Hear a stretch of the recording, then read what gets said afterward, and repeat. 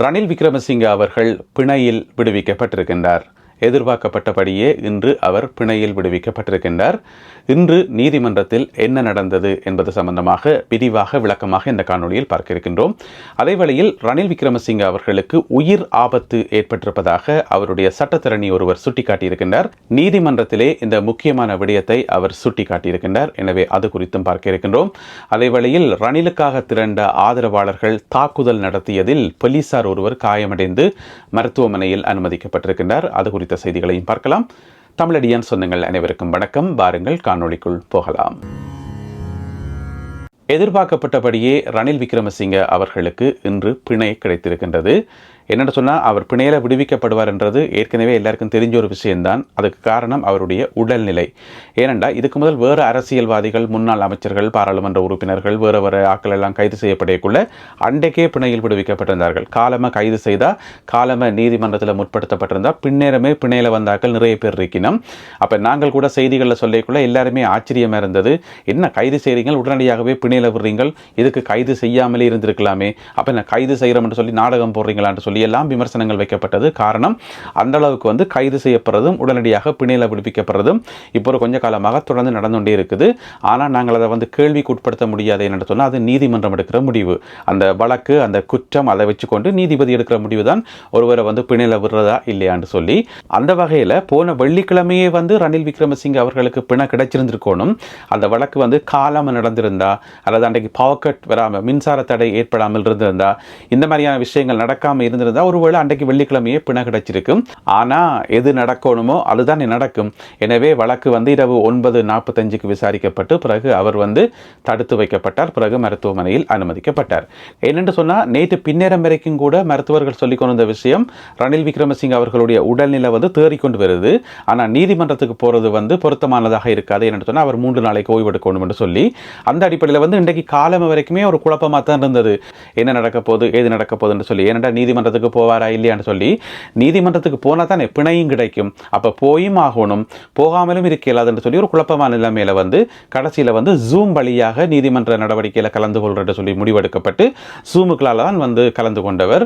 அப்போ நீதிமன்ற வளாகத்தில் பார்த்தீங்கன்னு சொன்னால், கொழும்பு கோட்டை நீதிமன்றத்தில் தான் இந்த வழக்கு நடந்தது.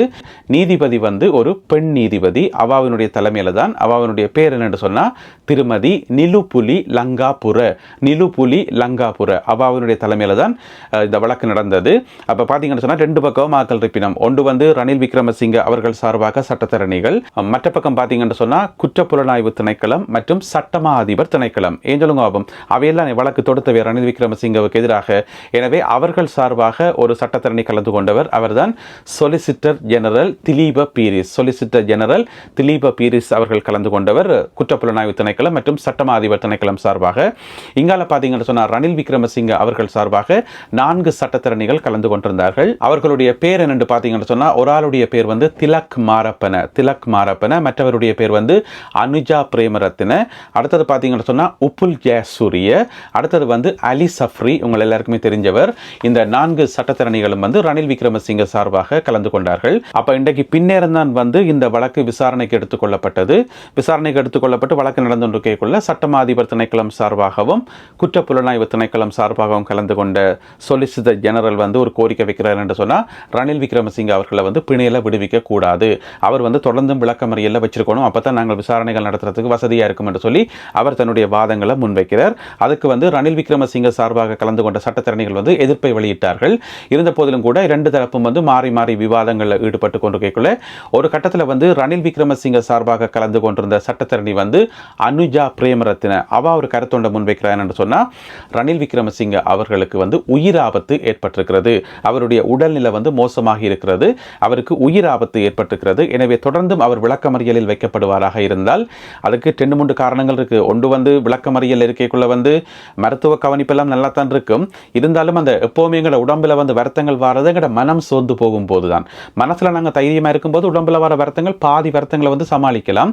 மனம் சோர்ந்து போச்சு என்று சொன்னா எல்லாமே பிழைச்சு போடும். அப்ப ரணில் விக்ரமசிங்க அவர்கள் கைது செய்யப்பட்டிருக்கார், நான் விளக்கமறியலில் வைக்கப்பட்டிருக்கேன், நான் இந்த பெரிய ஜனாதிபதியால் நான் இலங்கையினுடைய ஜனாதிபதியாக இருந்து நான் சொல்லி ஒரு நினைப்பு இருக்கும்போது கைது செய்யப்பட்டிருக்கைக்குள்ள வந்து கட்டாயம் அது அவருடைய மென்டல் ஹெல்த் என்று சொல்லுவோம், மனதை வந்து பாதிக்கும்.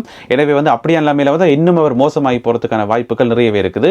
எனவே ரணில் விக்ரமசிங்க அவர்கள் வந்து உயிருக்கு ஆபத்தான நிலையில் இருக்கிறார் என்று சொல்லி சட்டத்தரணி அனோஜா பிரேமரத்ன அவர்கள் எடுத்து சொன்ன பிறகுதான் நீதிபதி ஒரு முடிவுக்கு வாரா இவரை வந்து பிணையில் விடுவிக்கலாம் என்று சொல்லி இப்பொழுது அவர் பிணையில் விடுவிக்கப்பட்டிருக்கிறார். இதுக்கிடையில் பார்த்தீங்கன்னு சொன்னால் அந்த கோட்டை நீதிமன்றத்தை சுற்றி அந்த வளாகத்தை சுற்றி ஏராளமான கட்சி ஆதரவாளர்கள், எதிர்க்கட்சியைச் சேர்ந்தவர்கள் மற்றும் ரணிலுடைய ஆதரவாளர்கள் சொல்லி நிறைய பேர் கூடி ஆர்ப்பாட்டத்திலும் எதிர்ப்பு கோஷங்களிலும் ஈடுபட்டு அதில் வந்து பார்த்தீங்கன்னு சொன்னால் ஒரு போலீசார் மேலே தாக்குதல் நடத்தி அவர் படுகாயமடைந்து மருத்துவமனையில் அனுமதிக்கப்பட்டிருக்கார். இப்படியான ஒரு வன்முறை சம்பவம் அங்கே நடந்திருக்குது. அதே நேரம் இவர்கள் பார்த்தீங்கன்னு சொன்னால் ஜனாதிபதி அனுரகுமார திசாநாயக்கா அவர்களுக்கு எதிராக கோஷம் எழுப்பி கொண்டிருந்தார்கள். அனுர கோ ஹோம் என்று சொல்லி, அதாவது உங்கள் எல்லாருக்குமே தெரியும் இந்த அறகலைய போராட்டம் நடந்த காலத்தில் வந்து கோட்டா கோ ஹோம் என்று சொல்லி ஒரு வாசகம் ஒன்று பயங்கர பாப்புலராக இருந்தது. அதை சொல்லித்தான் கோட்டாவை வந்து கலைச்சது. அதே மாதிரி எனவே அதே மாதிரி ட்ரை பண்ணுவோம் என்று சொல்லி போட்டு அனுர கோ ஹோம் என்று சொல்லி இன்றைக்கு ஆர்ப்பாட்டத்தில் ஈடுபட்டிருந்தவர்கள் கத்தி கொண்டதை பார்க்கக்கூடிய மாதிரி இருந்தது. ஆனால் கோட்டாபய ராஜபக்சவை பார்த்து கோட்டா கோ ஹோம் என்று சொல்லி சொல்றதும், ஜனாதிபதி அனுரகுமார திசாநாயக்கா அவர்களை பார்த்து அனுர கோ ஹோம் என்று சொல்றதும் ஒண்டான்றதை அவர்கள்லாம் சிந்திக்கணும். அது ரெண்டையும் ஒண்டாக்கி மச் பண்ணலாம் என்று சொல்லி ஒரு பிளான் போட்டிருப்பினம் போல நடக்குது. ஆனால் அது ரெண்டும் ஒன்றில்லை, மச் பண்ணவும் முடியாது. ஜனாதிபதி அனுரகுமார திசாநாயக்கா அவர்களை வீட்டுக்கு அனுப்பவும் முடியாதுன்றதை அவர்களை உணர்ந்து கொண்டா சரி. எனவே இன்றைக்கு நீதிமன்றத்தில் வழக்கு நடக்கக்குள்ள ஒரு உணர்ச்சி பெருக்கில் வந்து சில ஆர்ப்பாட்டத்தில் ஈடுபட்டு நம்ம இன்னும் தெரியல. அதுக்கு பிறகு அவர்கள் கலைந்து போய்விட்டார்கள். இப்பொழுது ரணில் விக்ரமசிங்க அவர்கள் பிணையில் விடுவிக்கப்பட்டிருக்கிறார். இதுக்கிடையில் வந்து ஒரு சில ரணில் ஆதரவாளர்கள் வந்து துள்ளி குதிக்கிறத பார்க்கக்கூடிய மாதிரி இருக்குது. அவர்கள் மிகுந்த மகிழ்ச்சியோடு இருக்கிறத பார்க்கக்கூடிய மாதிரி இருக்குது. ரணில் விடுவிக்கப்பட்டுட்டார் என்று சொல்லி. ஆனால் பேசிக்கான பிரச்சனை என்னன்னு சொன்னால் பிணையில தான் விடுவிக்கப்பட்டிருக்காரே தவிர இந்த வழக்கில் இருந்து விடுவிக்கப்படையில. இப்போ குற்றஞ்சாட்டப்படுற ஒரு ஆள் வந்து நீதிமன்றத்தில் முற்படுத்தப்படுறதும் பிணையில விடுவிக்கப்படுறதும் மிகவும் சர்வசாதாரணம். பிணையில விடுவிச்சா அப்படி ஒரேதாக விடுவிச்ச அர்த்தம் கிடையாது. திருப்பி அடுத்த வழக்கு தவணை சொல்லிவிடப்படும். ரணில் விக்ரமசிங்க அவர்களுக்கான அடுத்த வழக்கு தவணை அக்டோபர் மாதம் 29 எனவே கிட்டத்தட்ட ஒரு மாசத்துக்கும் அதிகமாக இருக்குது. இந்த ஒரு மாசத்துல வந்து அவர் உடல்நிலையெல்லாம் தேறி அடுத்த வழக்குக்கு வரணும். அடுத்த வழக்கு எப்படி போகும் என்று எங்களுக்கு தெரியாது. அடுத்த வழக்கு அப்புறம் அதுக்கு பிறகு தொடர்ந்து வழக்குகள், அதுக்கு பிறகு விசாரணை தீர்ப்பெல்லாம் இறுதி நாள் தான் சொல்லப்படும். தீர்ப்பு என்னன்னு சொல்லி அதுக்கு பிறகு தான் எங்களுக்கு தெரிய வரும் ரணில் விக்ரமசிங்க அவர்களுக்கு என்ன நடக்கும் என்று சொல்லி. ஆனா முக்கியமான விஷயம் என்னன்னு சொன்னா ரணில் விக்ரமசிங்க அவர்களுடைய இந்த கேஸ்ல வந்து அவர் பிணையில விடுவிக்கப்பட்டதோ, அடுத்த வழக்கு தவணை இருக்கிறதோ, அல்லது அதுக்கு பிறகு இப்போ ஒரு நாள் தீர்ப்பு நாள் வரப்போதுன்றதோ விஷயமே கிடையாது. இங்க பிரச்சனை என்னன்னு சொன்னா அவர் கைது செய்யப்பட்டதான். இலங்கையினுடைய முன்னாள் ஜனாதிபதி ஒருவர் கைது செய்யப்பட்டார். அவர் 4 நாட்கள் விளக்கமறியலில் வைக்கப்பட்டிருந்தார் என்ற அந்த சரித்திரம் வந்து இவரால் உருவாக்கப்பட்டிருக்கிறது. அது நல்ல சரித்திரம் இல்லை. அப்படியான ஒரு பேர் ஒரு வகையில் சொல்ல போனால் ரணில் விக்ரமசிங்க அவர்களுக்கு ஒரு அவமானம் தான். அவருடைய வரலாற்றை பற்றி இனி கதைக்கேக்குள்ள ரணில் விக்ரமசிங்க பற்றி எவர் கதைச்சாலுமே எதிர்காலத்தில் கதைச்சாலுமே எல்லாத்தையும் சொல்லி போட்டு கடைசியில் வந்து அவர் கைது செய்யப்பட்டதையும் விளக்கமறியலில் வைக்கப்பட்டதையும் எல்லாத்தையும் சேர்த்து தான் சொல்லப்படும். எனவே அவருடைய பேருக்கு மேலே அந்த கைது என்ற அந்த முத்திரை குத்தினதான். எனவே ஒரு வகையில் சொல்ல போனால் இது வந்து ஒரு அவமானம் தான். இலங்கையினுடைய வரலாற்றிலே வந்து கைது செய்யப்பட்ட முதலாவது முன்னாள் ஜனாதிபதி ரணில் விக்ரமசிங்க தான். அந்த ஒரு பேர் வந்து அது பெருமை இல்லை, பேர். அந்த ஒரு பேர் வந்து அவருடைய பேருக்கு பின்னால காலங்காலமாக ஒட்டி கொண்டு தான் இருக்க போது. இதுதான் ரணில் விக்ரமசிங்க அவர்களுக்கு நடந்த விஷயம். இன்னும் ஒரு முக்கியமான விஷயம், இனிவரும் நாட்களில் ரணில் விக்ரமசிங்க அவர்களுடைய தலைமையில் எதிர்க்கட்சிகள் எல்லாம் ஒன்று சேர்ந்து இந்த அரசாங்கத்துக்கு எதிராக ஏதாவது சதி முயற்சிகளில் ஈடுபட முயற்சி செய்வார்களா என்றதை நாங்கள் பொறுத்திருந்து பார்க்கணும். அப்படியான பேச்சுகள் வந்து அரசியல் புறத்தலாக அடிபடுது. சேர்ந்து ஏதோ பெருசாக செய்ய போகிறார்கள். ரணில் விக்ரமசிங்க அவர்கள் மிகுந்த கோபத்தில் இருக்கின்றார். எனவே வந்து அவர் ஏதாவது செய்வார், அவர் ஏதாவது பிளான் போட்டு கொடுப்பார். அந்த பிளானை வச்சுக்கொண்டு இந்த அரசாங்கத்துக்கு எதிராக ஏதாவது செய்யலாமா என்று சொல்லி எதிர்க்கட்சிகள் பிளான் பண்ணி கொண்டிருப்பதாக ஒரு தகவல் ஒன்று வந்திருக்குது. யோசிச்சு பார்த்தோம்னு சொன்னால் நாட்டில் வந்து ஒரு நல்ல காரியத்தை செய்யறதுக்கு, ஒரு நல்ல செயலை செய்யறதுக்கு ஒன்று கூட மாட்டினோம், ஒற்றுமையாக செயல்பட மாட்டினோம். இப்படியான வேலைகளை கண்டா ஒன்று சேர்ந்திருப்பினோம். எனவே அது வந்து வெற்றி அளிக்க போறதில்லை என்றதான் நீங்க மறுக்க முடியாத உண்மை. ஏன்னு சொன்னா அரசாங்கம் வந்து அதுக்குரிய அந்த பின்னணி வேலையெல்லாம் ஏற்கனவே செய்து ரெடியா வச்சிருக்குது. இப்ப புதிய போலீஸ் அதிபராக இருக்கலாம், அல்லது குற்றப்புலனாய்வு பிரிவினுடைய பணிப்பாளராக இருக்கலாம், அல்லது லஞ்ச ஊழல் ஆணைக்குழுவாக இருக்கலாம்.